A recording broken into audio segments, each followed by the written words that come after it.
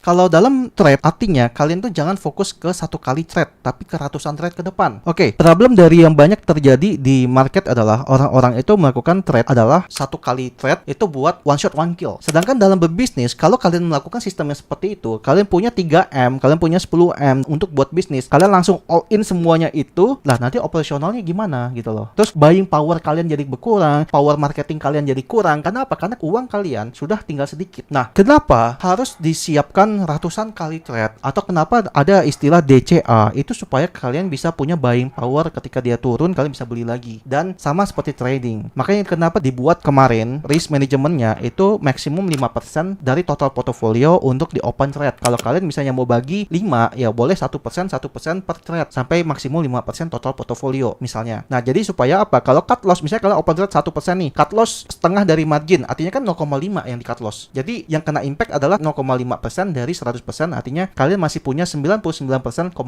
Jadi make sure perlakukan seperti layaknya berbisnis, yang dimana trade bisa ratusan ke depan. Kalau kalian trade-nya adalah oke, gue keluarin modalnya cuma kepakai dan habis langsung dalam satu hari atau seminggu atau sebulan, itu sama kayak kalian bikin bisnis udah rungkat dalam 1 bulan, langsung habis semuanya. Nah, jadi ya again and again, trade adalah berdagang. Nah, kalau kita ingat dulu ketika awal tahun Januari, ya pas di Januari kemarin, kan Trump kepilih tuh, semua orang euforia. Koinnya juga waktu itu orang bilang, wah Trump kalau kepilih Trump bakal naik tuh koinnya. Kalau kalian tahu dan kalian dulu main koin Trump atau melihat koin Trump, pas dia kepilih, market koin Trump itu langsung habis turun 30-50% penurunan. Tapi semua orang euforia, semua bilang karena si Trump ini adalah orang yang ngebikin pro sama kripto, marketnya bakal pump. Terus semua orang all in kripto kan, jual ini itu, jual rumah, jual mobil, yakin buruan bakal terjadi. Tiba-tiba malah sebaliknya, bukannya naik tapi malah drop. Kenapa? Tiba-tiba dia buat kebijakan yang namanya tarif. Dia serang semua negara, nggak cuman Bitcoin, nggak cuma aset, tapi hampir even saham-saham pun banyak banget yang jadinya takut, dan akhirnya portofolio mereka